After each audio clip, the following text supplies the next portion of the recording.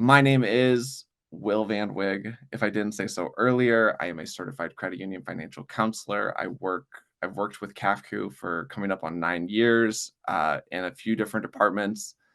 I'm a big believer in what we do, and I think one of the big differentiators between us and other financial institutions, other banks, other credit unions, other programs is that we really have tools that make it easy and simple for your financial wellness to improve with less effort on your part. What I mean by that is that what we have works really well together so that you can live your life and have your finances growing on their own. And I'm going to talk about this today. Um,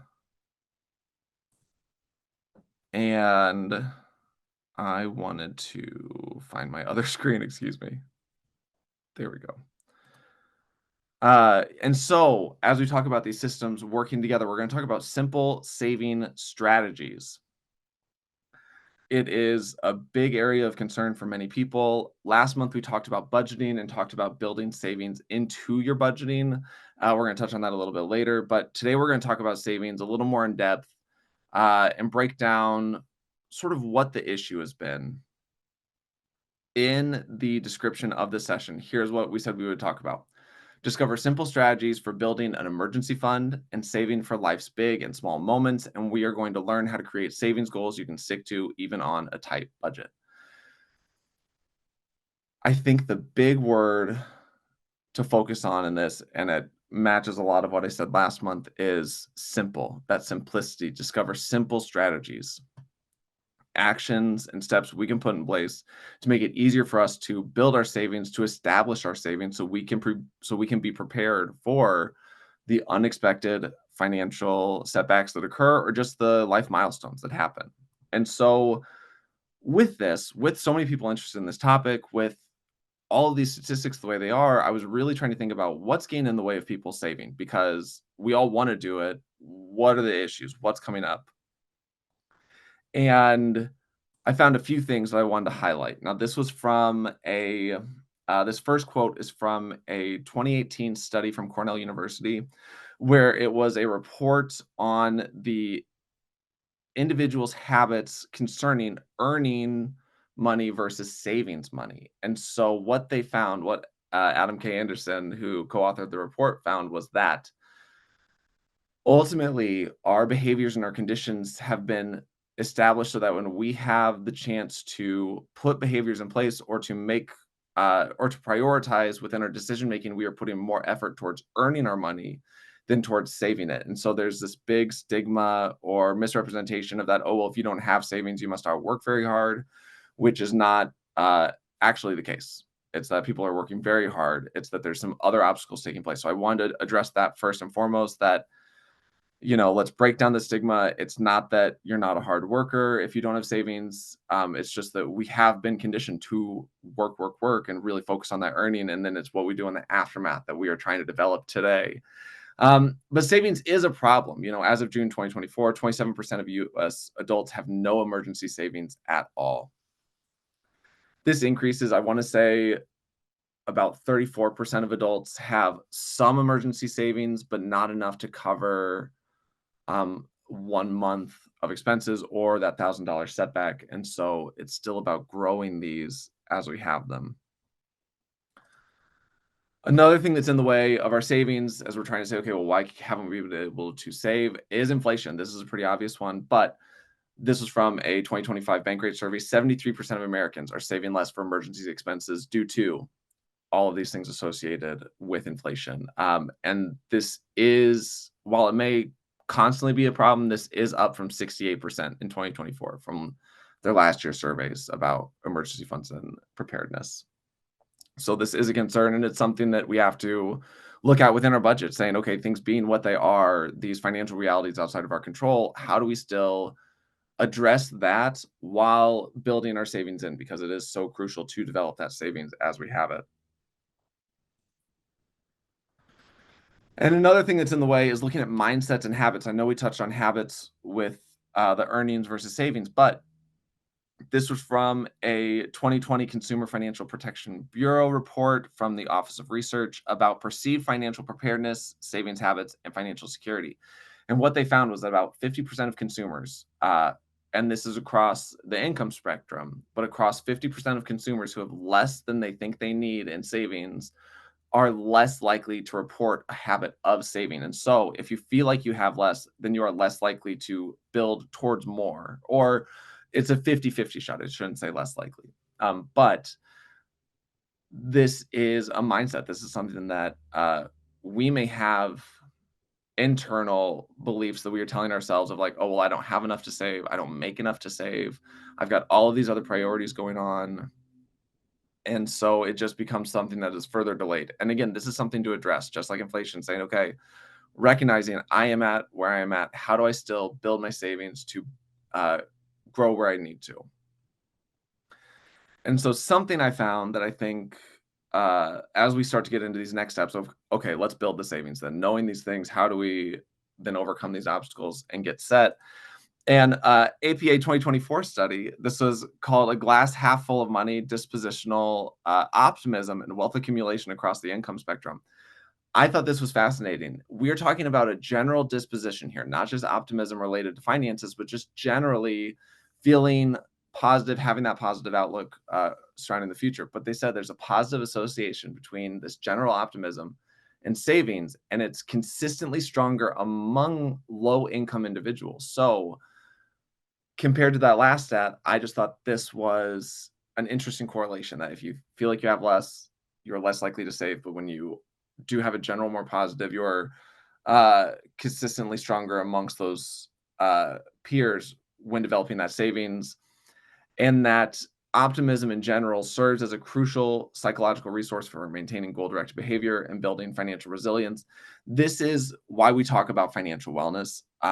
There's something that I'm going to talk about on this next slide that I think ties into this even further. But financial wellness, we're really talking about reducing that stress. We're talking about reducing stress related to your financial life. And part of that is developing savings. So you don't have to worry about, can I make my ends meet month to month? Can I pay my bills? Can I have an emergency fund for when something happens? Can I save up for myself and confident that I can go on a vacation and relieve further stress, further improving my overall wellness and in turn my financial wellness? It can be a very positive cycle when addressed.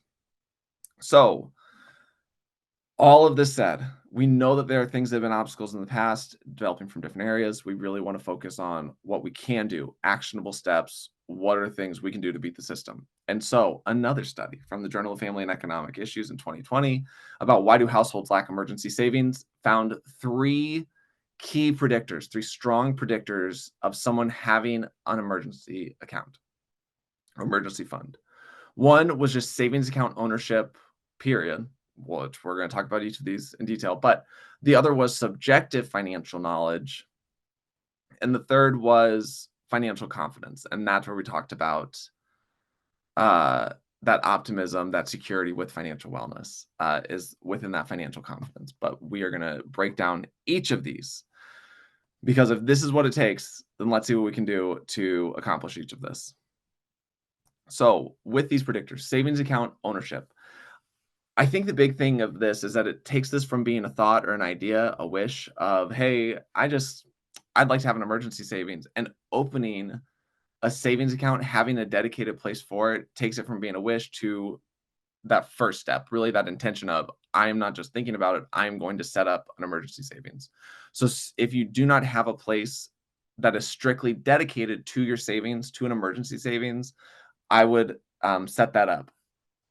This is not a pool of money. And I say this as I think of Scrooge McDuck diving into his vault of gold coins. And when we are developing our savings, whether it's for an emergency fund or whether it's for different aspects of our life, it's good to have a separate place for this. So that way we know we are still growing towards the specific goal that we need.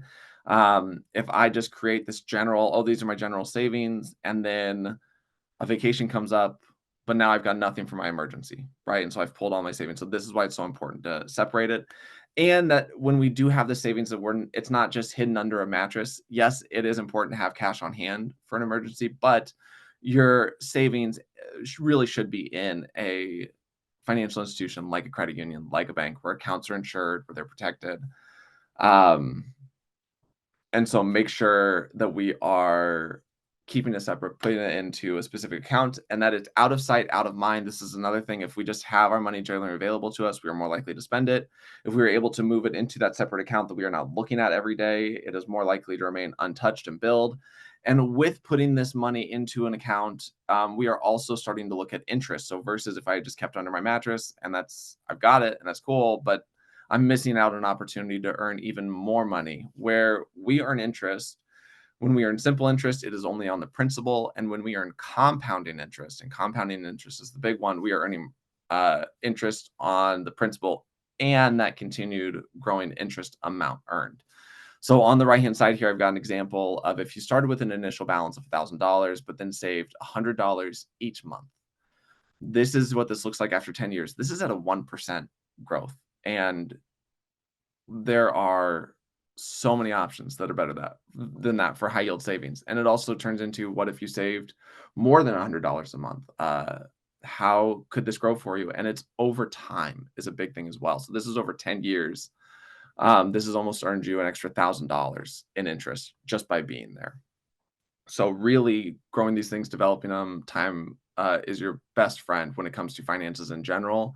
And so developing that habit of putting money away, that compounding interest for your big goals is where that's really going to come into play, is that long-term compounding interest for your large goals. For the smaller goals, we're going to break down what sort of accounts these can be in. So the simple saving strategy, number one, if our predictor is to have an emergency account and to have a separate account, then it is to separate those accounts. You have options within where you want to put your savings within an account. And I'm going to use Kafka as an example for this. We have our savings account. This is just what holds your account open.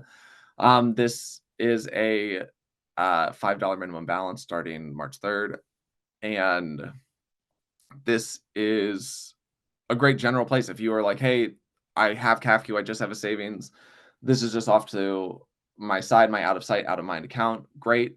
You can put your money here. You can earn a smaller interest for some of those short-term goals that you have. For a checking account, I talked about this being a money hub. This doesn't earn interest currently, but it is great for moving money in and out of your life. I talked about this more in last webinar over budgeting, so definitely check that out. But when we look at savings, where I really recommend putting the money is in a specialty savings account. This is still just a regular savings account like the one above, but this is where we can start to really dedicate that money to our specific needs. So whether that is a holiday club that we are saving for at the end of the year, a vacation fund for something coming up this summer, if it's just a general rainy day fund of just, hey, I put money here when I have it, just for who knows what. Specialty savings are a great place for that, because although they are not earning anything crazy interest-wise, they're doing well competitively across these sort of checking accounts, but they are in these accounts for such a short amount of time that you're not going to really earn that compounding interest. If you are spending this within a year, it's not going to earn the compounding interest that we're so concerned about from high yield savings accounts. So specialty savings is a great place. It puts it separate, allocates easily, and is very viewable if we still want to see how we're growing within these categories.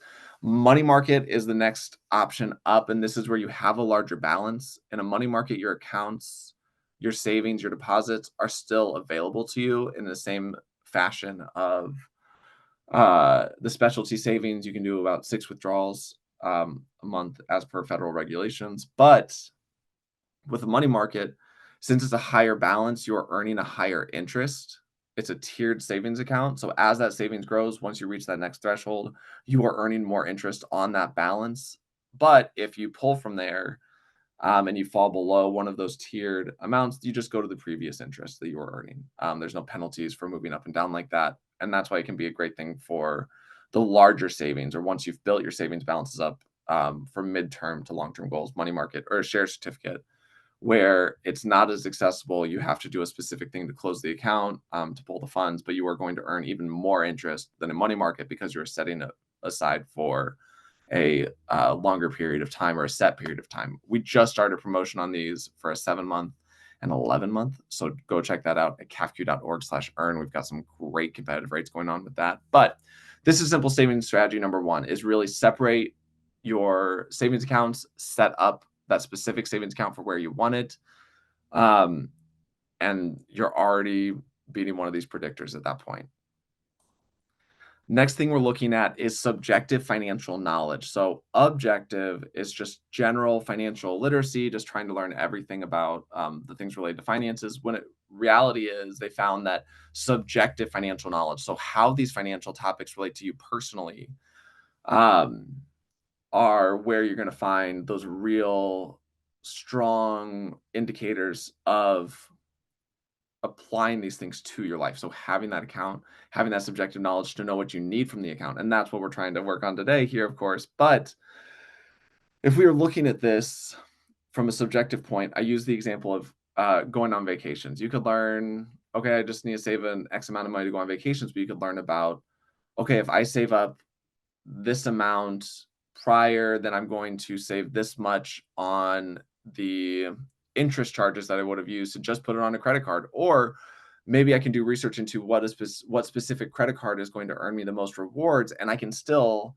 save up money to pay off that credit card immediately when I use it to make those purchases.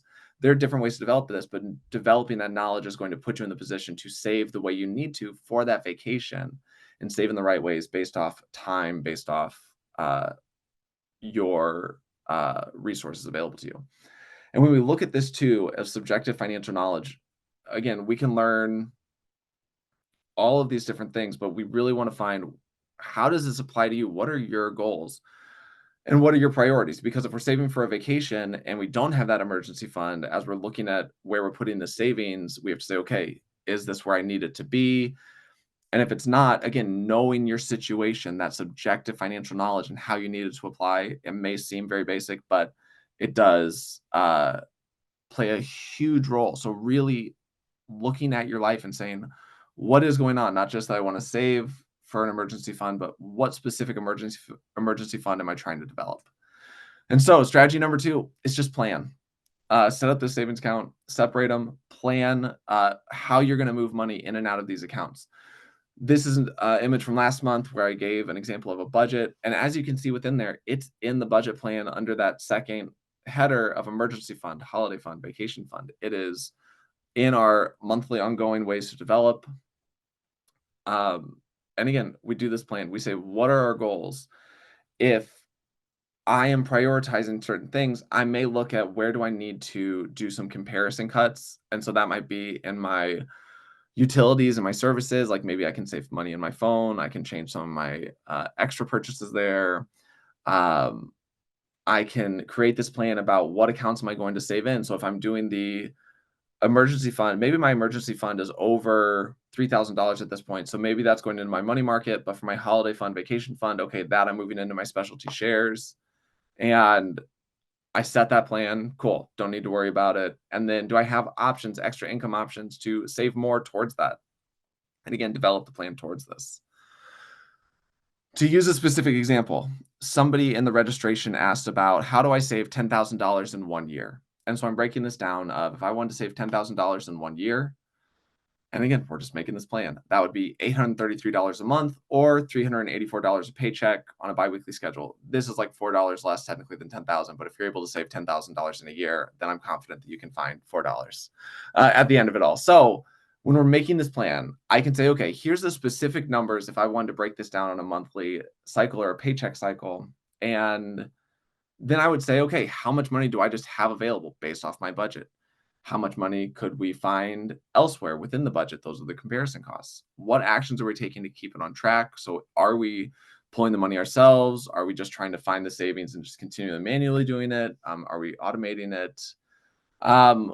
If I had this goal of 10,000, would this upend other priorities? Am I no longer saving for emergency because I'm doing 10,000 towards something else, right? Whatever this may be for you. And would saving for such a goal in a manner, would saving $833 a month create such a limited life that you would say, you know what, this isn't worth it. I'm having no fun in my day-to-day life. I need to spend some money. And then you break your budget and maybe you overswing and it becomes an issue. And so this is how we can make a plan for that 10,000 using that budget example I gave, which was a single person renting with a single income. If they were trying to save 10,000 a year, each month they need $833. If they were able to eliminate that debt and just cancel the streaming subscription, there's many different ways that we can work this, but just in that alone, they would end up with $837 a month, and they could technically save $10,000 in 1 year once these things were addressed and handled. Again, it's going to depend on your situation. I think something important to point out within this is that it still includes that emergency holiday and vacation savings. So you're still building towards these other priorities without upending just to meet this one goal.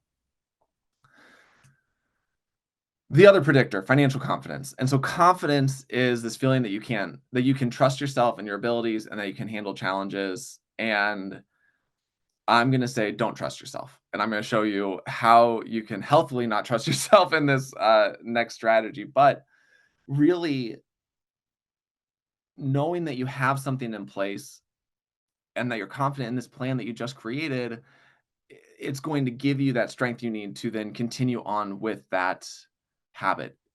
What you are trying to accomplish is no longer a mystery. It's no longer, oh, I'm just trying to save for an emergency fund. You've created a plan that you know you can follow by going through these other steps.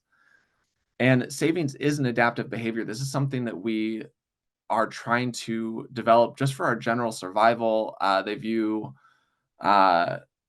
this, especially with neurodivergence, and how do we have this executive functioning or that focus and being able to move with that intention. And so that is where I talk about infirming your attention, really developing this behavior, this habit of saving.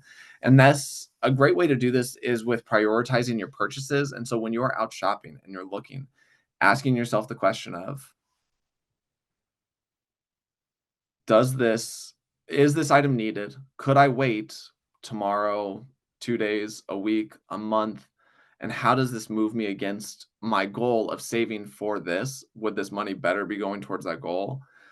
Asking yourself these questions continuously, even if you still end up making that purchase, just staying constantly aware of it is going to put you in that position to affirm what you were trying to work on, and that this is a constant in your mind, that this is a goal. And I think with this as well, something that we have to develop is delayed gratification versus this immediate satisfaction. That's what we look at when we make these purchases. And I think the more we can develop this delayed gratification to build savings over time towards these other goals that we have, then we are going to remain more confident. And the way that we can really do this and not have to worry about trusting ourselves to make this change is to automate it. And so automating it is when we use all of this fancy financial technology to make it all work for us. We automate it so that when we get paid after we've worked so hard to earn it, we can say, okay, we just want direct deposit, where it is automatically moving into that savings account that we talked about. Or maybe you are splitting it where you are doing the majority of your direct deposit into your checking account as you need to spend it, and that you're doing a smaller amount into your savings account as you're splitting those up, which you can do within direct deposit. You can set up direct deposit to split between different financial institutions. You just need the routing numbers, account numbers, and just your overall plan for how much you're splitting between. If you use a primary institution, or even once you put money into this institution, let's say I've got 2 institutions and I say, okay, I'm putting X amount over here. When CAFCU gets that X amount, using us for the example, we can set up a pay allocation, payroll, payment allocation, deposit allocation, where when that comes in automated, it will then say, okay, I'm going to move 25 into the emergency fund, 25 into the holiday fund, 50 into the vacation fund, whatever that is. It will automatically do that. And we no longer have to worry about each paycheck. Okay, do I have it in me to manually move this money? Do I just want to keep it in my spending because I'm worried?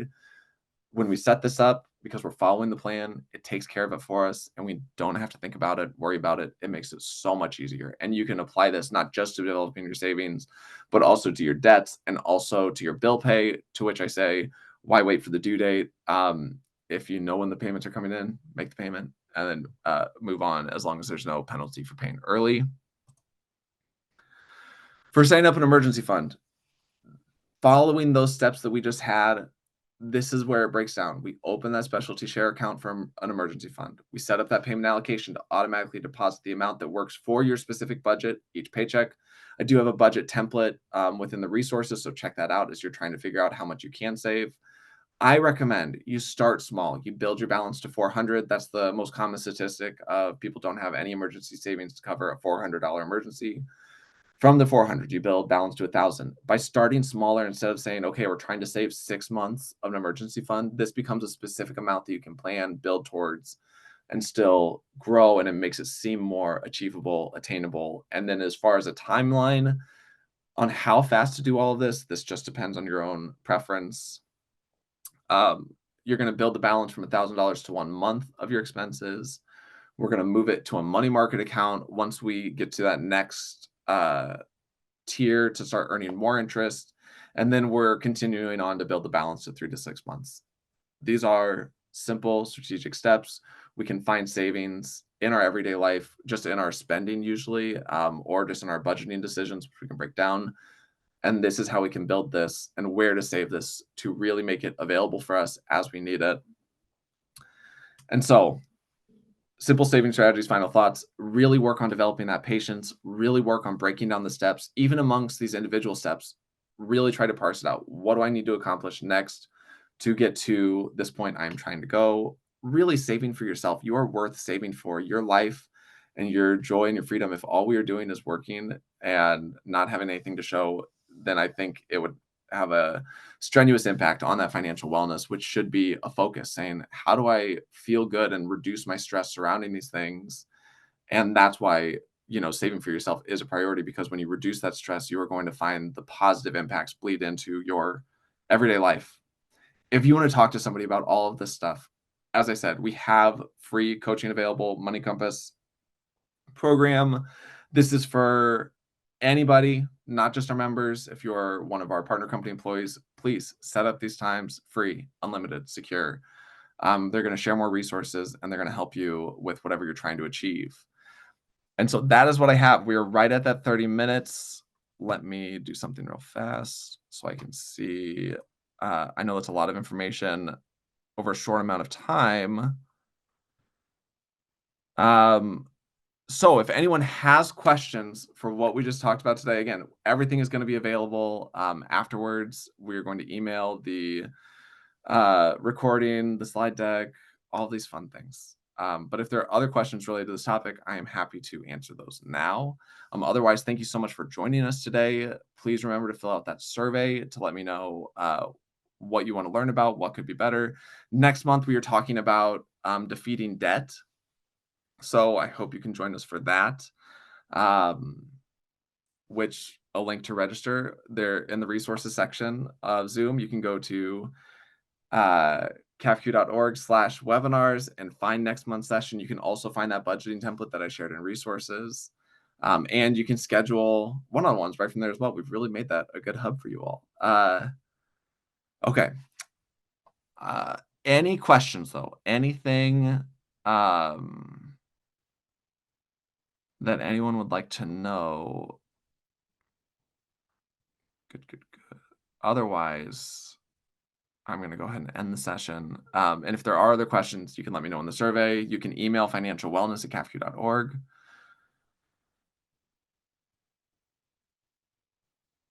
But nothing is coming in. So thank you so much, everybody. I cannot wait for next month where we talk about handling debt. And then in April, we are going to talk about wellness for your wallet, where we are just exploring financial wellness a little further in general. Yeah,